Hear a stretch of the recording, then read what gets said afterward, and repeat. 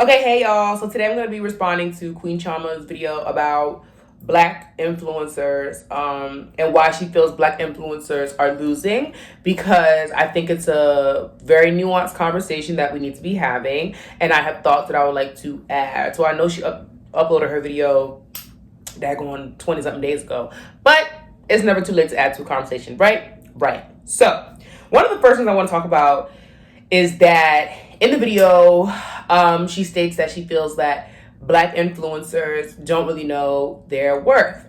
And although I understand where that argument comes from, I personally don't really believe that that is the greatest issue. I don't even think it's that big of an issue, to be honest. Because I think at this point now in 2021, I don't think black creators are confused about their wealth. I don't think black creators are confused about their influence. I don't think black creators are confused about their reach. I really don't think that that's an issue anymore. I don't think we don't know our worth. I think the larger issue, like the greater task at hand, truly, is that there isn't enough transparency in what people are earning for certain deals and partnerships when they're sitting at certain numbers.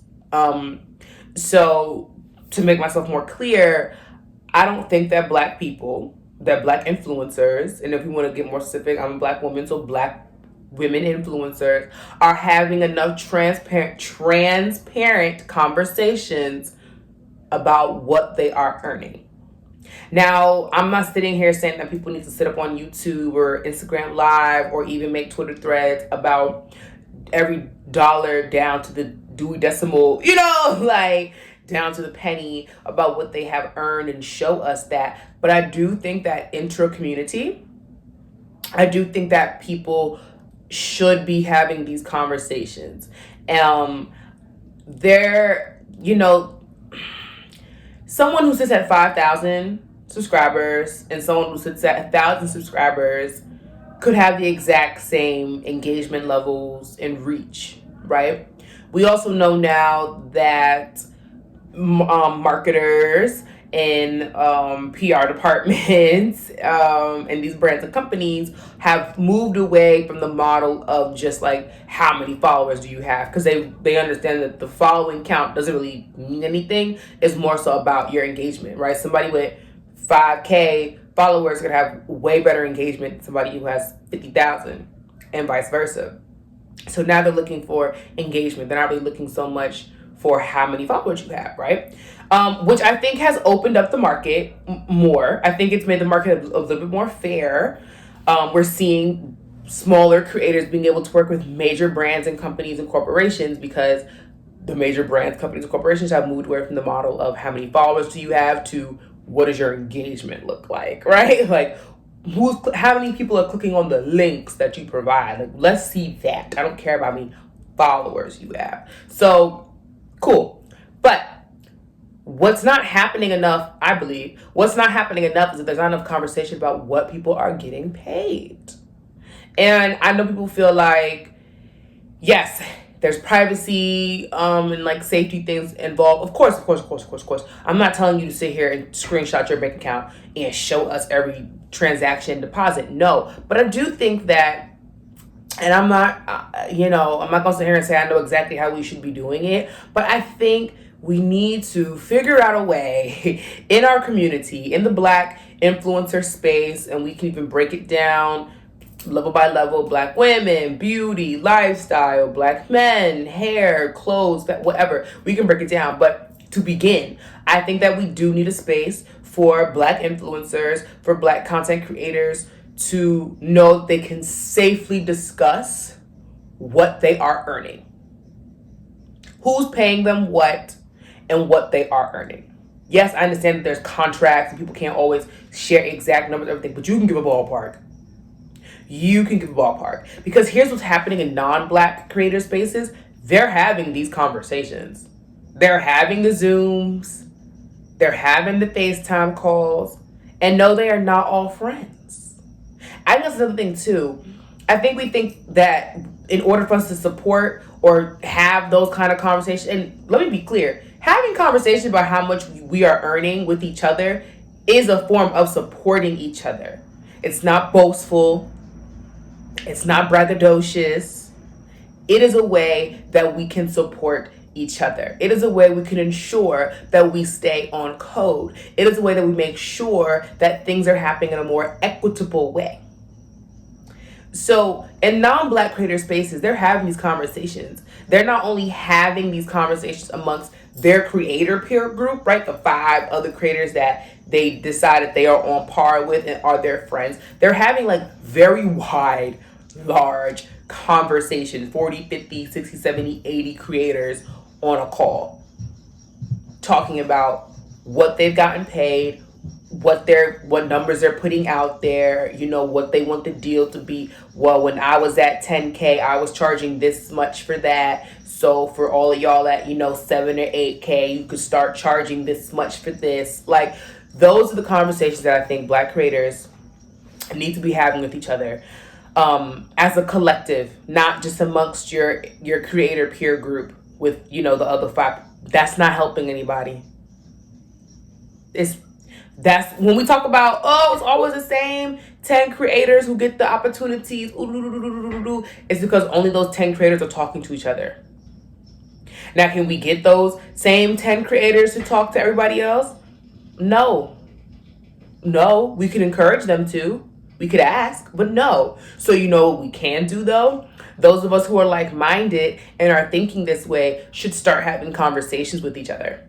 We should start having far more transparent conversations with each other about what we're earning, about what we're charging, and why, how we're coming up with those numbers, right? Because, like I said, I don't think people don't know their worth. I just think people just truly do not know where to begin because they don't have any markers, right? They don't have any markers. If you're new in a company, if you're new in a business, if you're new in an industry, what do? You look for mentors, you look for markers, you do research. And the influencer market, the content creator market, is something that's still very, very, very new. I know for us, because we are creators, right? We are influencers. We have been doing this. We are the internet generation. It feels like they've been around forever, but this is a very new way to market. This is a very new way to advertise. This is a very new way for someone to start a company for themselves. It's all very new. It's very much uncharted territory. So there's not much information. There's not much public information, right? Okay. So we can't really get to Googling what I should be charging. Now, there are some helpful websites and things like that let you know, like, okay, if you have this many followers and you're in this industry, whatever, you can charge around this much for what you're doing. That's like, that's kind of helpful, but like, where are they getting their information from, right? Okay. The best information is going to come from those who have done it before, and even better information comes from those who have done it before and look like you. Great. So that's my first point. Okay. I also think, I want to say I do agree with Queen Chama when she says that we do need to have more solidarity with each other. I 100% agree. Like, of course, you don't need to support somebody just because they're Black. No, all skin folk ain't kinfolk. We know that. So you don't need to support somebody just because they're Black. But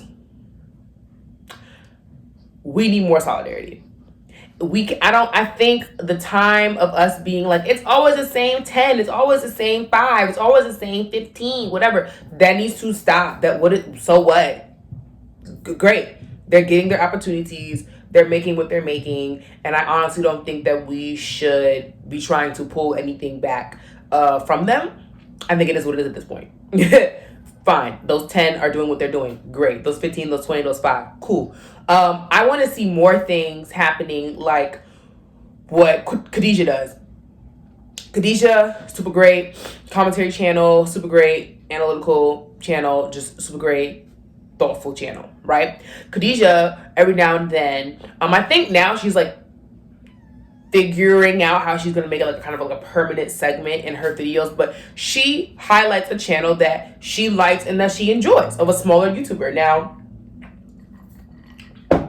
that YouTuber is not always Black, but that's the point. The point is she understands that she has a platform that's very large now, and she understands how YouTube works. So she knows that if she calls out another channel that she likes, that helps that channel. An endorsement. Cool. Instead of going the pay for promo route like people do on Instagram and Twitter and stuff, we need to just start calling each other out. Hey, I like your channel. This is the channel I like, y'all. Let's talk about it. Because Jackie Aina did that for me, and she didn't have to do that for me, but she did that for me. So thank you, Jackie Aina, girl. Thank you, girl. Jackie. Anyway, but that happened, right? And it greatly benefited my channel. So I want to see more things like that, like Khadijah is doing. Janae, my homegirl Janae. Love Janae. Hey, girl, hey. Love Janae. Janae is like my homegirl in my head. I'm a huge fan of her channel. I'm a subscriber. I watch the channel all the time. Janae and I are always talking about each other in our vlogs, in our videos, just always casually just like dropping each other's channels, because that's cross promotion. That's helpful. We literally, really seriously do watch each other's channels. But also that's support. We all know how YouTube works. And we know that it's a little bit more difficult for, just a little bit, right? Just a little bit. But we all know it's a little bit more difficult for us, Black women, Black people in general, to be seen on this platform. So when you start to build a space for yourself on this platform, it takes nothing for you to just lift somebody else up with you, especially if you genuinely enjoy their content. And something that Janae does, which I think is a beautiful thing, is that in her vlogs and stuff, whenever she mentions somebody's channel, right, she does her best to show you their channel on the screen, or if she's like literally watching their video in that real time as she's vlogging, she does her best to show you, right, in the vlog, like, this is me watching their video, and she links them, right? And I'm like, yo, that's such a simple thing to do that so many creators do not do. Black creators don't do. They might name drop that they watch somebody, or they might allude to the fact that they watch somebody, but they won't link them, or they won't show the channel. So like, you're not even sure how to spell the person's channel name. Like, it's just like, girl, you're mentioning this channel that you think is oh so great, and I would love to partake, right? But I can't find it. I don't know where to find it. And so I think we need to see more of that. That to me is like one of the greatest forms of solidarity on this platform, on YouTube, because if you talk about someone's channel, then you like feature their channel in your video, and then you go even further to tag them. I mean, baby, you're doing so much for their channel that sometimes takes years to happen. You could really make a person's whole channel by just mentioning it a couple of times. So that's really important. I really want to see more of that. I think there just needs to be more code. Truthfully, we need to stay on code a little bit more. I don't think we're on code, Black people, Black women. I'm gonna speak for me. I don't think we're on code, Black women. I do not think we're on code. I think that the continued pay discrepancies, this big kind of wall in between all of us, is happening because we are not on code. We are not talking to each other. I know it would be beautiful if larger influencers like Jackie Aina and Patricia Bright and Alyssa and Arnell, who else? Aaliyah's Face, who's else? Octavia B. Excuse me. I know it would be great. If those women publicly were a little more transparent about their earnings, or just would talk up more channels or whatever. But like, you have to understand the time in which they also got big on YouTube and how different things were then. You really had to protect yourself because people could not wait to find something that they could use to like get your channel axed. So I get it. But I feel like we are now in a different space where the time is really ripe. Like, The opportunities are ripe for the picking, and they are ours. Everybody already knows, all people already know, especially us, that everybody is looking to us anyway for their influence, for what to do next, for where to go next. Everybody is looking to us. And so I think it's about time that we really stand in our power with that. Everybody's looking to the Black woman to see what is the next trend. What are they doing over there? How are they wearing their nails? How are they doing their makeup? What are they doing for their lashes? How are they doing their brows? What's the new lip combo? How are they wearing their hair? What are they dressing in now? What brands are they saying are whack? Who's played out? Everybody's looking to everybody. I mean everybody. Every other community that's not the community of Black women are looking to Black women to figure out what to do next. We know that. The whole entire world shows us that. Anytime something becomes cool and new or whatever, when you get far along back in the history, who's there? Black femmies, Black women. What? So there should be no reason we are not getting the top dollars. But also those of us who are getting the top dollars, I'm going to say it. Y'all have a responsibility to talk about it. Like, yes, y'all do. Yeah, we got to get out of this whole, like, nobody owes you anything, mine. This is why. Now, this is where I will agree with Queen Chama. And that's why we're losing. That kind of mentality that I don't owe nobody nothing. Y'all need to be in my pockets. Is why we're losing. It's why even those who are getting what they feel is top dollar are not even getting top dollar. I promise you're not. I promise you're not making as much as Rebecca. I know you're not. Because every now and then they will hop into these conversations about how pay and things is not fair. All right. So that we could all agree that it's not equitable. And I think how we begin to make things equitable is by staying on code. Is by us, Black creators, even more specific, Black women creators, right? It's by us deciding, hey, look, this is the benchmark. This is where you start. I don't care how many subscribers you have. I don't care how many followers you have. We all start at this. That's where we start. They come into you for a hair review, baby girl. I don't care if they're just asking for a picture or a 5-minute insert in your video. We start at 1,000. We start at 1,000. That's where we start. That's where we all start. And so on and so forth. That I think we need more, because I'm telling you, these non-Black creators, they do that. They have benchmarks. This is where they start, period. I don't care. Sister girl can have 1 subscriber, 1 follower, 1,000. Like, it's where I start. You're coming to me, right? You're asking for my influence. You're asking me to vouch for your company and your product. 1,000. It's where I'm starting. And it only goes up and up and up and up and up and up and up and up and up and up. You know who's really good at being transparent? Kimberly Sherrill. And I know I just got real serious for a minute. Kimberly Sherrill is somebody that I think is deeply underappreciated in the Black influencer space, especially on YouTube. Kimberly Sherrill, let me actually do a quick little boom, choom, pow, pow, choom, choom, chow, little, search here. Kimberly Sherrill has 287,000 subscribers. She has 638 videos up. Kimberly Sherrill also is much older than you would think. And I say that because I literally always thought Kimberly was like 25, 26.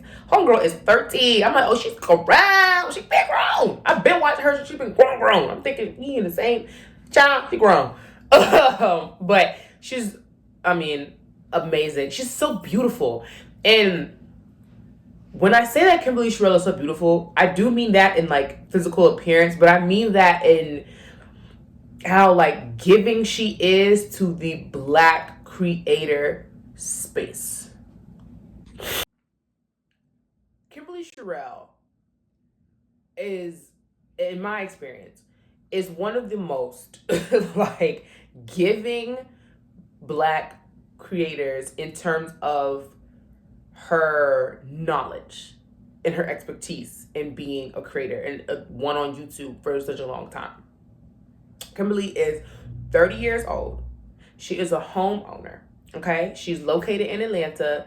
She has a BA in marketing. Now, of course, coming from a marketing background, having worked in marketing, that helps her a bunch in terms of her understanding of what she should be getting paid, why she should be getting paid that, whatever. But I say all that to say, she doesn't keep it secret. Like, now Kimberly, I'm trying to like think and remember. Now she's really never really like been like, this is how much I got paid for something. But she, actually no, she does have, I'm lying. She absolutely has, at certain moments, she absolutely has been like, this is the number. Like, this is how much I got paid. But she also, I mean, very often, freely gives us information and gives us ballpark figures on how much she's earned. Now, Kimberly Sherrill, I'm not going to do the whole like she's underrated. I don't think she's underrated. I think she's undervalued. I think people know her talent and skill and expertise. That's why I'm not gonna say she's underrated. She's not underrated. People know she's good at what she does. She's undervalued though, in the sense of I don't think enough people really pay attention to what she talks about, especially when she starts getting into the marketing conversation, to the business side of YouTube and influencer marketing, and how she gets paid, why she gets paid, how she negotiates deals, all of that. I would highly suggest that y'all get into Kimberly's sit down videos and even just start watching her vlogs, because a lot of information too, she'll like, it's in the moment. Like, she'll just be like vlogging, and then during the vlog maybe she'll get an email back from a company or something, and she'll be like, let me tell y'all why I'm gonna say no to this deal, or she'll be like, let me tell you why I'm gonna say yes to this deal, and goes into great detail, goes in depth about why she'll say yes, why why she's going to say no, what they were offering, ballpark of course, you know, but sometimes exact numbers actually, what they were offering, yeah. Invaluable information that most people put behind a paywall, might I add. Information that most people make Patreon exclusive or member exclusive or whatever. Kimberly it's in the vlog. It's just in the vlog, or it's in a sit down video. Undervalued. I'm telling you, undervalued. So I'm saying all to say that we need more of that. Like, we need more of that, because Kimberly Sherrill, with 287,000 subscribers, 638 videos, she's bought herself a house, built it from the ground up. She's done incredible things. And I also believe that one of the reasons why Kimberly started having more transparent conversations with us about what she was earning is because, she states it a lot, that it's because she wants us to understand that, like, this is absolutely attainable if this is what you want. You know, it's going to take some time.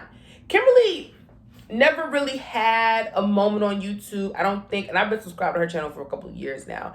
I can't really remember a moment where she kind of had like a blow up moment. Like, I can remember certain moments in like Jackie Aina, Patricia Bright, Alyssa Arnell. Like, there are certain moments where it was like, oh, their channel is popping ting now. Like, they're getting pushed by the algorithm. They've got numerous videos that have hit 1 million or 800,000. Like, they're doing numbers. Kimberly's never really kind of had that moment, which is not a bad thing. But she's always been growing her channel. Her channel's always been growing, it's always been expanding, and she's always been working, right? She's always been getting a brand deal, getting a sponsorship. She's making the money, right?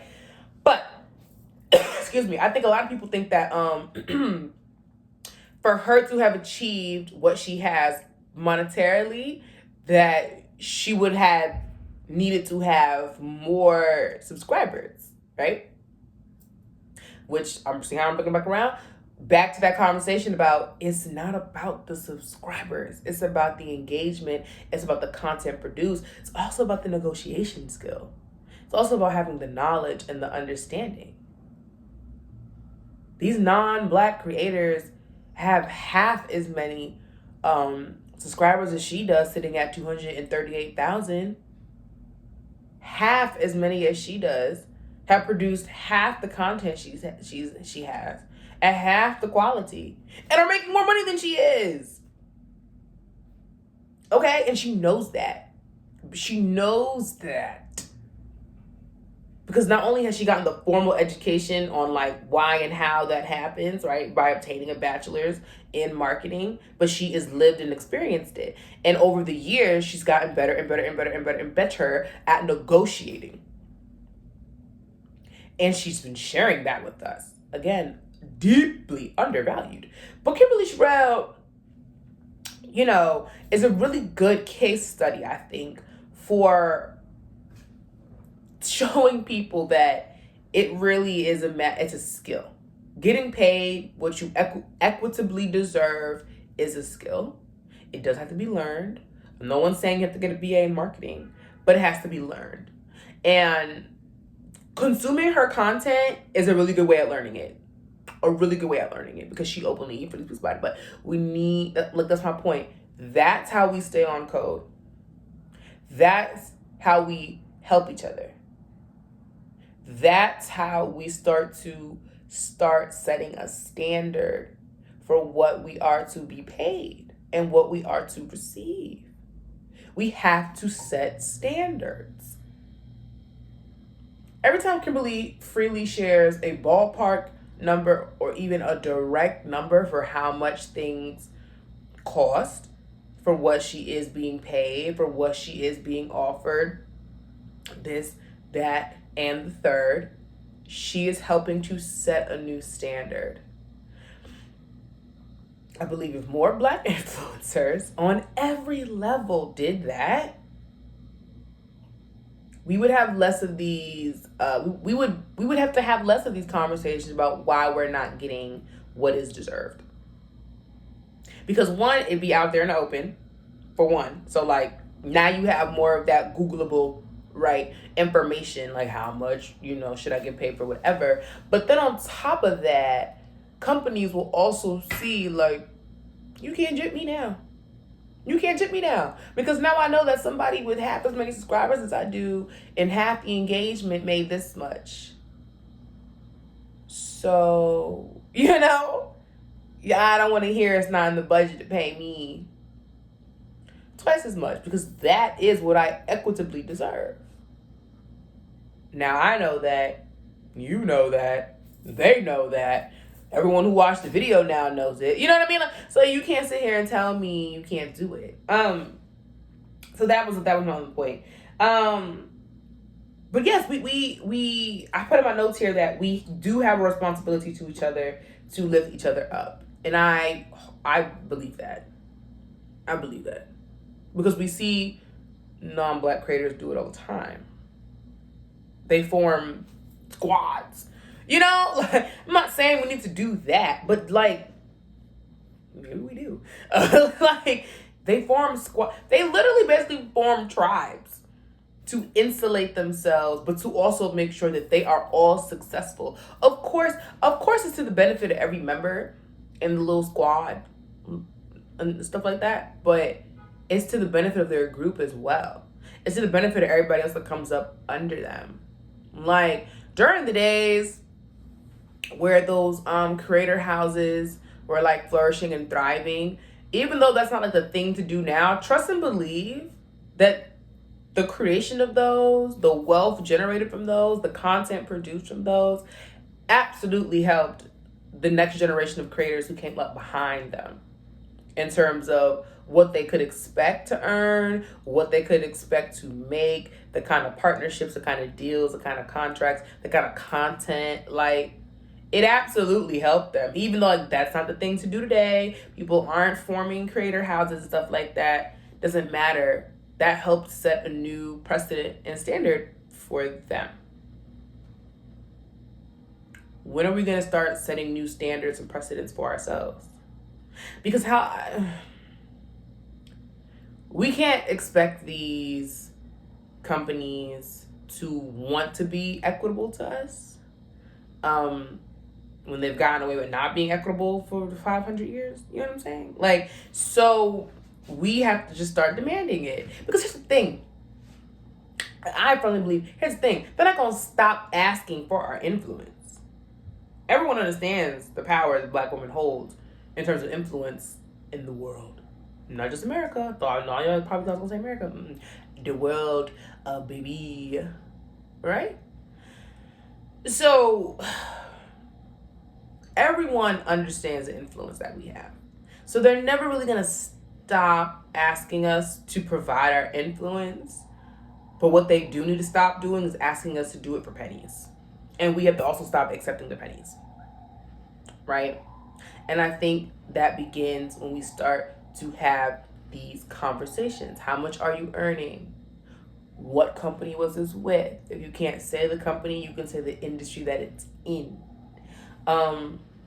It can happen because Kimberly Sherrill's are like, I'm telling y'all, go to her channels, watch some of her vlogs and watch some of her sit down videos. Like, she's a beautiful example of how you can freely and openly talk about what you are making, and still keep it private for, contractual reasons, of course, but just also like personal privacy reasons. But but still educate others and help them understand. Like, listen, y'all, if it's a shoe company with like, this is what you should be making. This is what you should be earning. So, excuse me, I just think that's what needs to happen more.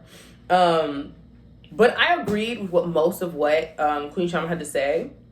I just wanted to add to this conversation. It's even more nuanced than things I've mentioned here. This is just what I wanted to add to this conversation because I think these are relevant and valid points. I love that she said, that we need to really be calling ourselves out more, which is 1,000% true. 1,000% true. We do need to be calling ourselves out more. It can't always just be, well, they're not paying us enough. They're not giving us enough. Like, are we asking for enough? Do we know how to ask for enough? Who'd they go to first? Like, Gabrielle Union did one of those like actors roundtable things on YouTube, right? And she talked about how, there was a role going around and everyone kind of knew the Black actress who deserved this role and who basically had already gotten the role, but the studio was just trying to lowball her. They didn't want to pay her the money that she deserved to pay. So she, the woman who got the role, who everybody decided, like, that's who the role is going to go to, y'all. That's who deserves the role. Like, that's who's getting the role. Counter offered and was like, y'all are offering me X. I would like to offer you Y. And we can negotiate. Maybe we go from capital Y to lowercase y, but we still won't stay in Y territory. And they were like, X. So she was like, no, thank you. And they were like, fine, we'll go somewhere else. You said, do it. So they did. And they call around. Of course, everybody's like, no, right? They get to Gabrielle Union. And Gabrielle Union is like, interesting. Gabrielle Union calls the actress, who everybody knows the role is going to, and is like, girl, now this is your role. We all know that. Everyone knows that this is your role. What did they offer you, and what did you counter? So she goes, they offered me X. I countered them capital Y. I'm willing to go down to lowercase y, but I am not willing to go all the way to X. Understood, says Gabrielle Union. Gabrielle Union get back on the phone with the studio and casting, director and everything. And she was like, yeah, in order for this role, I'm going to need Z. Right? And that studio was like, now, girl, we like you, but you ain't as good as whole girl ODL, who only asked for Y. So you know what? Fuck it. Y it is. Right? So the studio passes on Gabrielle. They still call around. But the really important thing to mention here is once Gabrielle calls the woman to find out what she offers, and Gabrielle counters, you know, an exorbitant amount over what she countered the studio, she then makes calls around, right? Now, remember, the other black actresses who the studio already called are all privy and aware to the fact that, like, the role is going to go to her. We want old girl to get the role. We are not, none of us are saying yes to this role. But they all have a conversation about this is what they offered her. This is not fair. We know that because they're about to pay Mary Sue and them however much, and they are minor characters in the film anyway. So, no. Here's what she countered, capital Y. They just called me and I countered them, capital Z. You know, and I said I won't back down. So when they call y'all, right, and everybody else was like, well, you know, they already called me. I said this. Well, yeah, we know. My point is, there was solidarity and there was transparency in this conversation. The studio ultimately goes with the woman who had booked the role initially in the first place, the role who it needed to go to, and old girl did a great job and got an Oscar. Or an Emmy or whatever. I forget how the story go. But the point is, these black actresses said, no. They said, no, we will not cross the picket line. The role is going to go to our friend, and our friend is going to earn capital Y for this. Y'all offered her X, and we will not stand for her to only get paid X when she deserves capital Y. And the studio ends up paying her capital Y for the film. And she does the film. It could all be so simple, really. When you think about it, it could all really be so simple, but we have to want to do that for each other. There's enough money in this world for all of us. Yeah, just me. There's enough money in here for all of us. So there really shouldn't be a need, a want, or a desire to want to, like, gatekeep what you're earning. Again, I'm not asking y'all to screenshot your bank statements. I'm not telling y'all to let nobody hold your debit card, credit cards for a while. I'm just saying these conversations need to start happening. Because the longer they don't happen, like, the more we're just gonna have this frustration when it doesn't even need to even exist. We could literally resolve the issue ourselves. We're just not, because folks want to be stingy. And they think that by being stingy, it's helping them when it's contributing to why you're still not making the money you should be making. Oh, look at that, poo. But yeah, that's it. I'm looking at my notes. That's really it. The last note I really had here was just we need to start gatekeeping more. And I'm going to always talk about that. Whatever I'm talking about. We just need to gatekeep a little bit more. Like, yeah, everybody can't come to cookout, y'all. It's that simple. Everybody cannot come to the cookout. Even after they pay their reparations, they still can't come to the cookout. No. What's that? Me? No. Like, they still can't come to the cookout. Stop inviting them to the cookout. Because they're going to keep stealing your goddamn recipe. It's still not going to be as good as yours, but they'll be able to profit off of it while you'll be looked at like the copycat and you're the originator. Oh my. Clutch the pearls. Girl, you're the siren. Police. Like, that should not be happening. But that's what's happening to us. People think that we are the copycats when we're the originators. Start walking around like you started this shit. Start moving in the knowing and understanding that you are the originator. That's what I need from us. I need for us as a collective of Black women creators, content creators, and influencers to start walking around like we understand that we started all of this shit. That we are the originators. They are the copycats.